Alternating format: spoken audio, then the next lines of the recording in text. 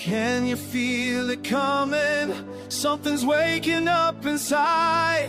Hearts ablaze, we're standing tall, breaking chains of yesterday.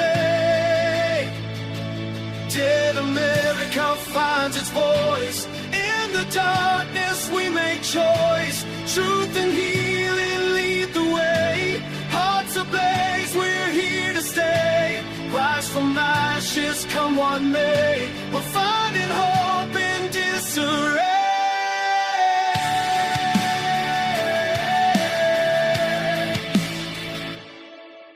Today we're speaking with Michelle Steiner. She is a paraeducator. She has a bachelor's in community programming and her website, michellesmission.com. Michelle, could you please introduce yourself and let people know a little more about you, please? Sure, I'd be happy to. As you said, my name is Michelle Steiner. I live in Pennsylvania with my husband, Ron, and our two cats, Jack and Sparrow. I am a writer, a speaker, a photographer, and a paraeducator, and I also have a learning disability as well. So let's start with paraeducator for people. Some people might not understand what we're talking about there. Could you please identify what that means for the people? Sure, a paraeducator is a teacher's aide. So what I do is I work in the classroom to help students that are struggling. I also help to assist the teacher. Sometimes it's crowd control. I always love to say that with my disability, I can help the kids with anything except for math, and they all will find that out very shortly, or they, yep. Well, I'm the same way. I don't like math much myself. A lot of people are like that. You know, you really need that mindset for it. So, as you were growing up, a lot of individuals told you you can't do what you've achieved. I myself have been told that a lot in my life, and it stunted my growth in many ways. How did that affect you, Michelle? It was really difficult for me, especially during those young years. I can remember I had a learning support teacher who told me that I would not be able to go to college. And I knew that I wanted to go to college. That was something I wanted to do. But I wasn't naive with the fact that it was going to be a challenge for me with having that. But she didn't think I could handle that. And she suggested that I attend a trade school. And when I look back on some of the programs, not only did they not interest me, but some of that stuff would be harder with having my disability. I mean, I don't think anyone would want me to cut or style somebody's hair. I'm not able to drive, so I couldn't do the protective services that she suggested. And I really didn't feel called to be a health assistant or work in culinary. Most of those things would have been really difficult with having that. So I decided that I'm going to head on to college. And right before I found a program at community college that was a early childhood program, and I had to get tested for having a learning disability all over again to receive the accommodations I was going to need and support services. And I've never been a great test taker all throughout my years of school, which is not my forte either. And the psychiatrist who evaluated me said, well, with your scores, you're most likely not going to go beyond community college. I get to community college and there's even more stigma. If disability accommodations were considered cheating. And I can remember asking for even a calculator, and people would say, well, oh no, we use our brains, not calculators in this class. And people thought I was getting the answers if I had a test read aloud to me. And I also had a professor who told me that I was going to have really limited job choices someday. She found out I wasn't great at math and said, okay, if the kids are doing an art project, you're not going to know how much paper to give out to the students. And while that may be true that that's something I struggle with, I've found strategies to be able to help myself when I do that. And I also met people that said, well, I don't think you're going to be able to get married. Someone might not want you because you have a disability. And that was true. There were a lot of people who told me that they didn't want to have someone, a partner that was disabled. And I can remember my ex breaking up with me saying that I know that you could drive if you really wanted to, and I'm tired of taking you places. But despite all of those things, I was able to go to college. I was able to get my bachelor's degree.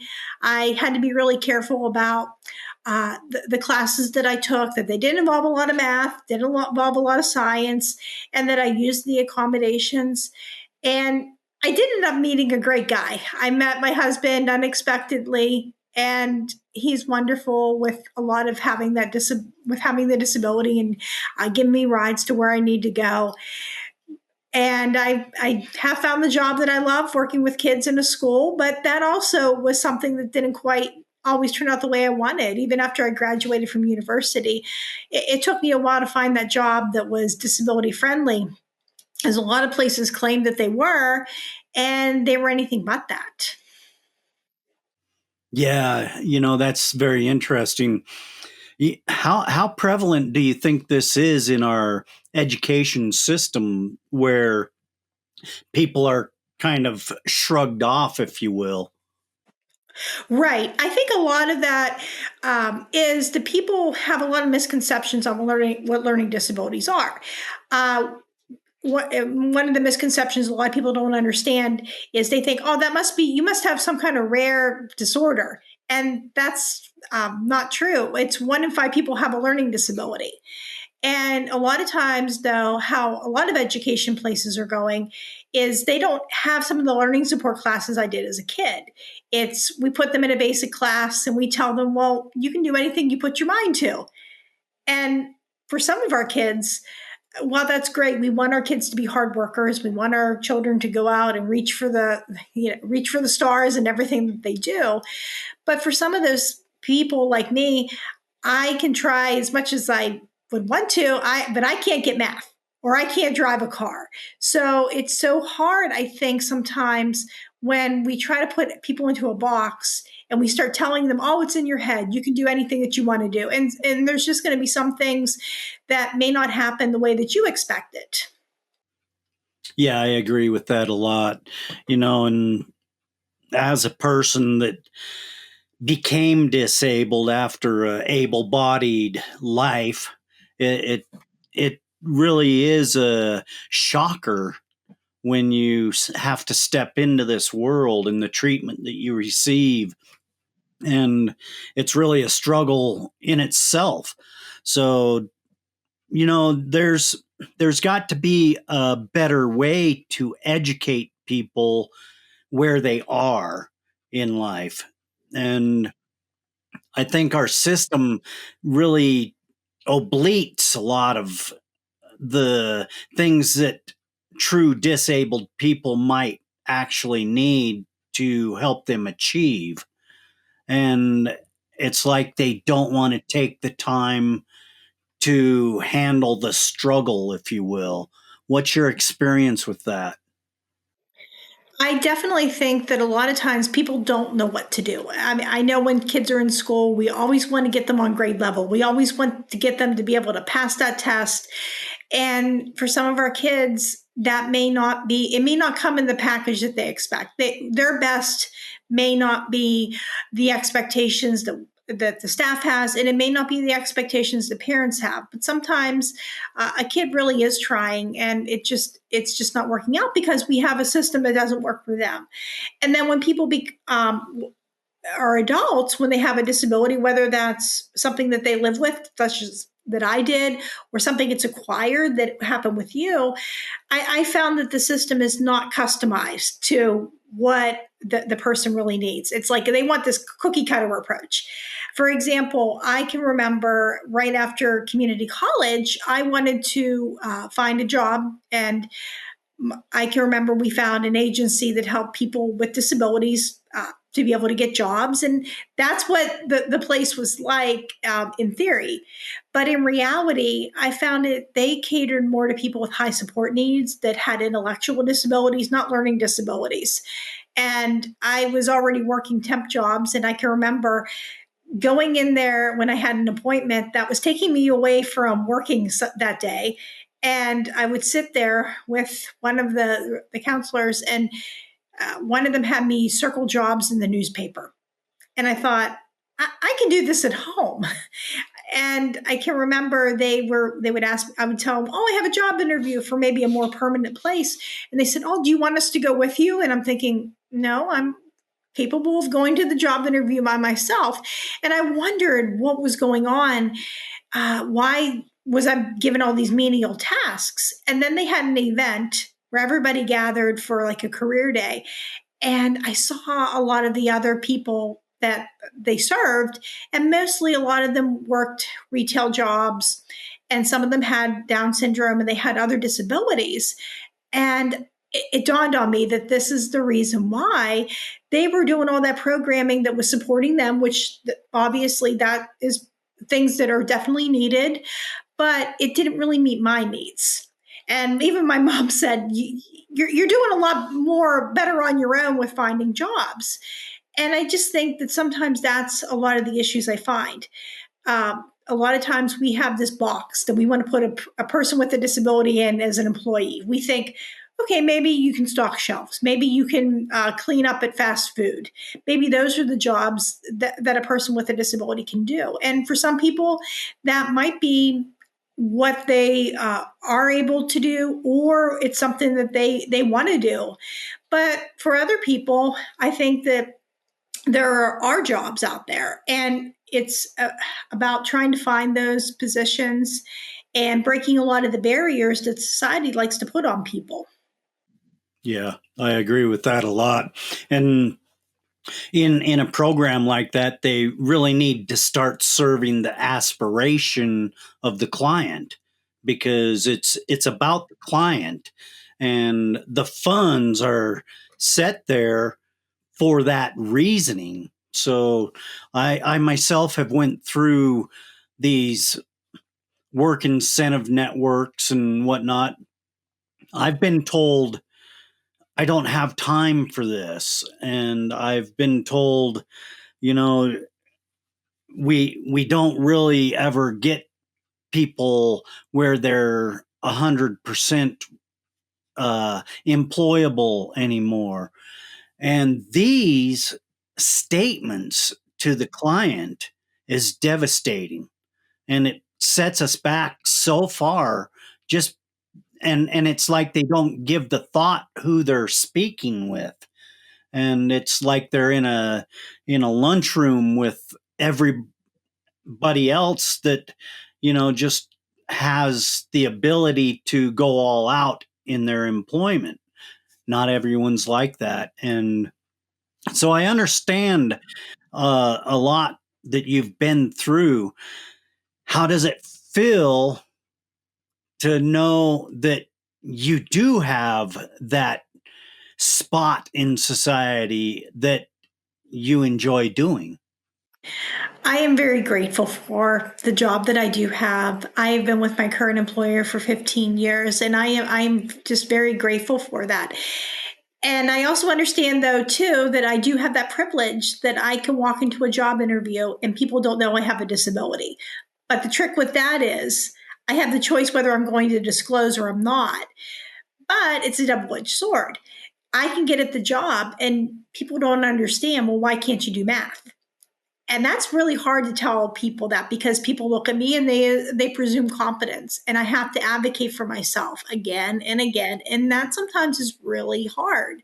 And sometimes I might be in a situation where in a classroom where they might want me to help with math and I can't do it, so I have to just politely advocate for myself, saying I can't do that, or even with the kids and say, I'm really sorry, I can't help you with the math. And it's hard. It's masking a lot of those feelings sometimes, but I know that I can get through it. And it's just one of those things. Sometimes we have to do that. And that can be difficult. But there's also, then I have to remember to myself that we have, not everybody with a disability has a job. We have such a high rate of people that are not employed with a disability. I've been able to overcome those numbers. I overcame the odds of going to college. There's only 10% of disability people with disabilities go to college and actually finish that. So in a lot of ways, that is definitely something that I really feel I'm humbled, and I find a purpose though with the students I work with, because a lot of them have disabilities. So I think sometimes coming out and saying that maybe there's some things that I struggle with, that shows them it's okay to struggle with things. It's okay not to know all the answers, but we're going to work with this to be able to figure that out. I think that that's an inclusive and inviting world that you offer when you do that. And that's really what we need most of all right now in our society. So there's all sorts of struggles out there. And if we recognize we're all in this ship together and we all face something, even though we don't want to admit it, we're all disabled with something. And I've recognized that through podcasting and speaking with people and presenting myself with my authentic self and expressing myself without the hurt and the shame involved in that expression. It took me a long time to be able to do that because of the frustration I've felt with this disability. So, do you ever struggle with these frustrations, and how does that make you feel? Definitely. I have definitely struggled a lot with the frustrations with people telling me that I couldn't do something. And I also struggled on that other camp where people tell me that I should be able to do anything and it's in my head. So I think that can be a struggle. Sometimes it's just maybe a struggle. Like I'm also diagnosed with limited hand dexterity. So sometimes maybe opening up jars might be a struggle, or opening up doors. Those things can really be hard for me to do sometimes. And it can be easy to sit there and think to yourself, okay, why am I in this situation? But sometimes what I look at is I always get an answer though if I ask. I can remember I was in a classroom and they were asking me to help out with math and I couldn't do it, and I just remember looking to the heavens and wondering, why am I here? This is what I'm struggling with. And somebody told me that a child was crying, and I went over and I had that chance to be able to get on eye level with him. And I said, I know how hard it is with math, and I can't help you with it, but I want you to tell me when you're struggling so we can get you the resources that you need. And that was something, and that child, before I knew it, he was raising his hand. He wasn't afraid to ask for help. And I think that I can see the purpose. I can see the why. And I think sometimes when we can see our why and we know what the purpose behind it is, then that gives us that hope. That gives us that reason that we want to go on to be able to help. And I think that's another thing that really helps me is I get that chance to have a blog where I can write about how I'm feeling. And writing has given me that voice. And photography is another way that I've really turned a lot of that pain into purpose. I can't drive because of my disability. And when I don't have a ride, I get the chance, I have to walk. And on my walks, I get to see all these beautiful flowers. And I have to think to myself, I can notice details that other people will miss because I'm not driving. And people say I bring out the details of a flower, and I get that chance to stop and smell the roses. And I just think, if I was driving a car, what are all the details that I would miss and all that beauty that I get to capture in my life? Well, yeah, there's a lot to it, and you save a lot also from not driving, and you help the environment. There's a lot to that. So Michelle, what you have a website, Michelle's Mission. What is your mission? My mission is to encourage, empower, and educate people with and without disabilities. I write a lot about my life with having a disability, and I love to be able to compare that to nature because that's a big part of my life. And I might talk about the process of a flower that's unblooming, and that's the process of me accepting my disability, or the transformation of a butterfly. That's another thing that I have a passion for, and all those different stages that a butterfly has gone through, and I have as well. And I also my I want to be able to educate people with and without that. So I try to make information that is easy to understand but doesn't talk down to people, so somebody with a disability can read it and think, "Oh, that's my story," or "I know someone like that," or "I that's how I think," or "That's how I feel," and I thought I was the only one. And I also like it to educate maybe somebody that doesn't have that, so a parent can maybe understand what their child's going through. It can also be something maybe a loved one can also understand that with somebody, or a teacher.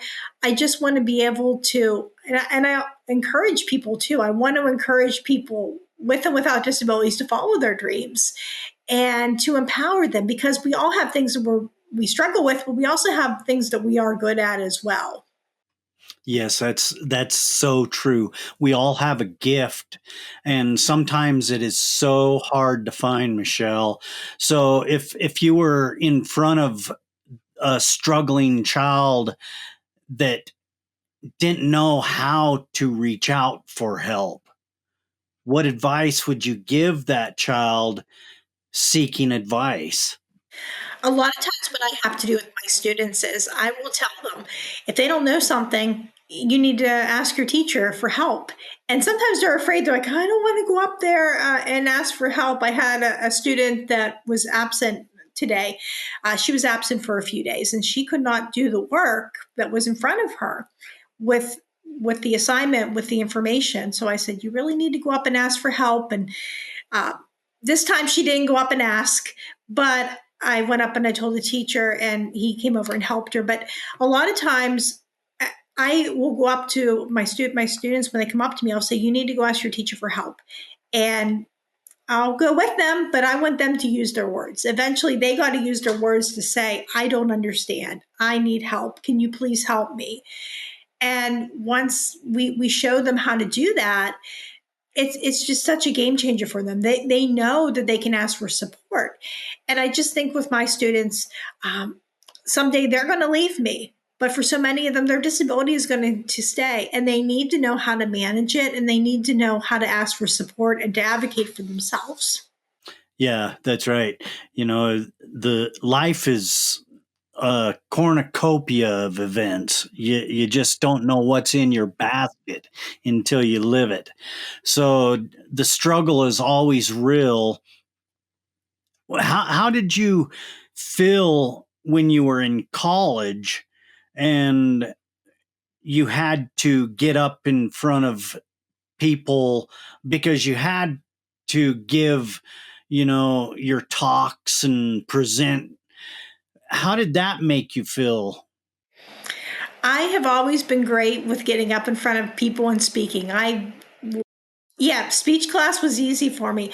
I think a lot of that credit was when I was growing up, being part of the church. Our class would have to. Sometimes I would do some scripture readings, so I got used to getting up in front of people.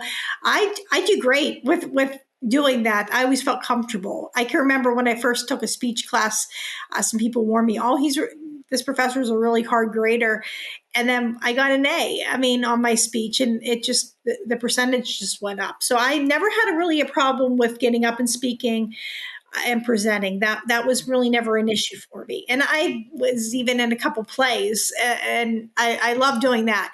My real issue that happens is anything. If you give me a math problem, I can't do it. Science is not my subject either, and it's really difficult for me if you put a test in front of me in classes. That was probably one of the hardest things.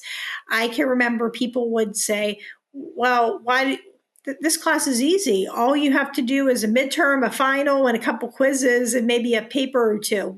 You don't have to do any work. And I'm thinking, it's more work for me to do that than it is to write a paper, do a presentation, or a project. So communication is really a strong point in your life. Do you think that helped you through your disability disfalls because of your communication skill? I think that has helped me a lot in that way. I didn't start out like that though. In high school, I did not want to talk about having a disability. I just wanted to run from it. But it's whenever I had that encouragement where people were telling me, you should write about having a learning disability. You should go and speak on having one. And I honestly think to myself, once I got that courage up to just do that. That's when a lot of that healing happened. That is when I stopped being ashamed of having the disability. And I was all right with that. I came to that acceptance. That and getting my bachelor's degree, but definitely the communication helped. Because if I don't speak up for myself, nobody knows what I need. Nobody can read my mind.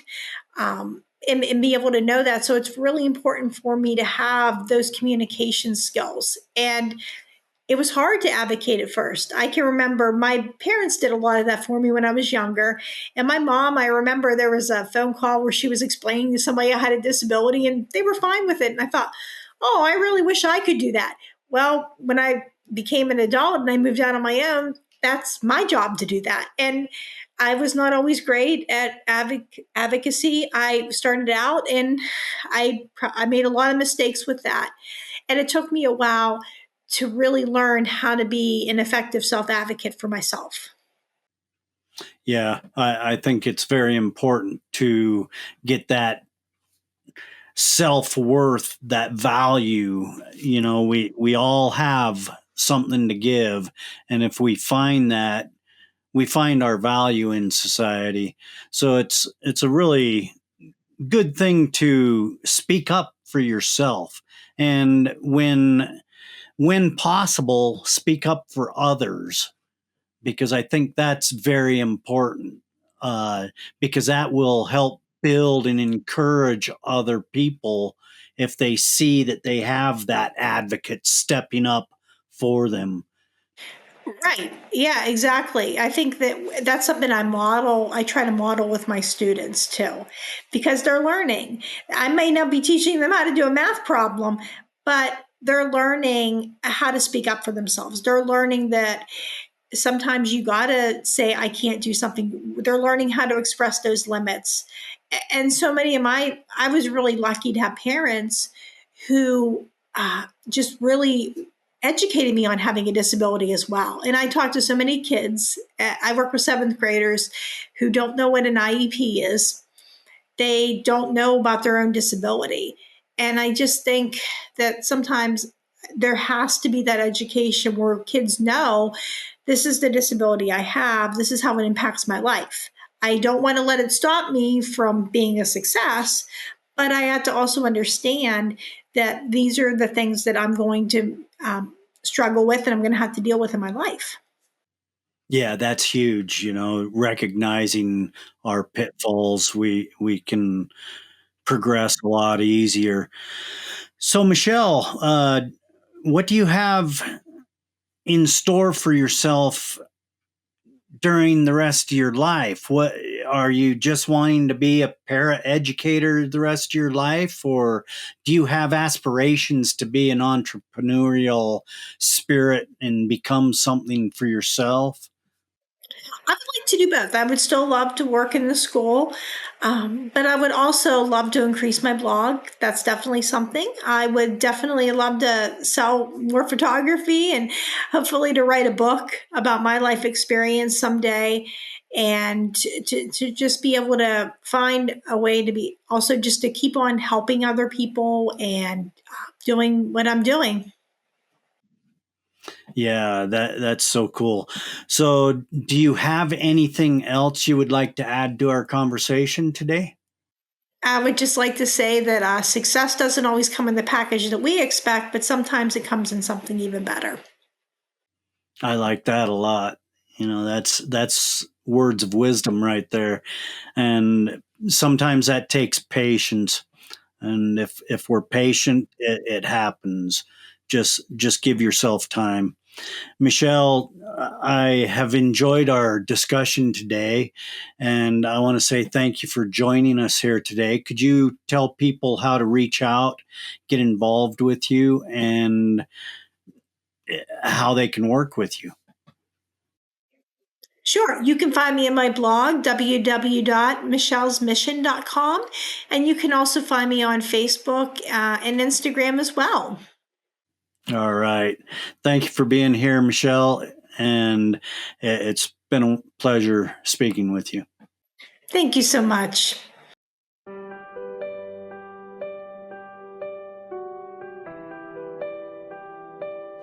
They drew their lines and made their calls, said I'd be the one to fall, but something burning in my chest whispered failure's not my rest. Every doubt became my fuel, every no became my school. I'm standing where they said I'd never be, living out what they couldn't see. They said I couldn't, but I did. Broke through the ceiling, open it. Invisible battles, visible wins. This is where my story begins. I write my truth, lie not fear. Teaching kids to fight, to persevere. Watch me turn the page and prove impossible is just a word to move.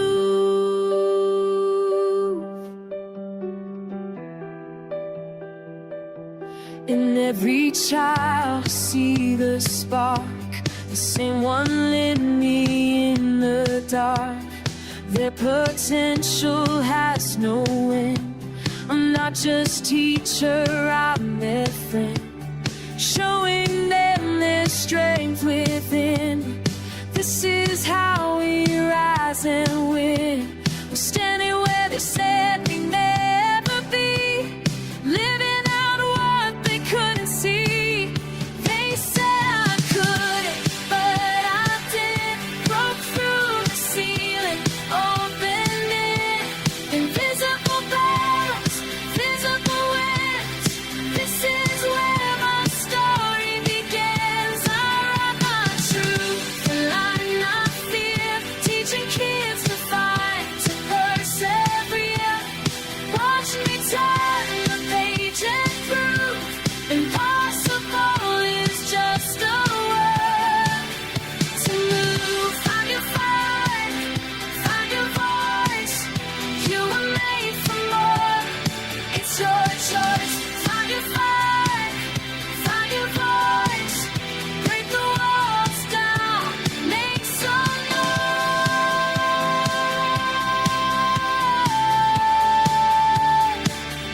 They said I couldn't, but I did. Broke through the ceiling, opened it.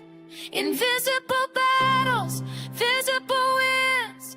This is where my story begins. I write my truth, lie not fear. Teaching kids to fight, to persevere. Watch me turn page and prove impossible is just a word. Impossible is just a word. Impossible is just a word to move.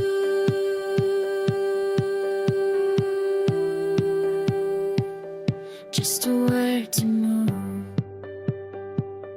Just a word to move.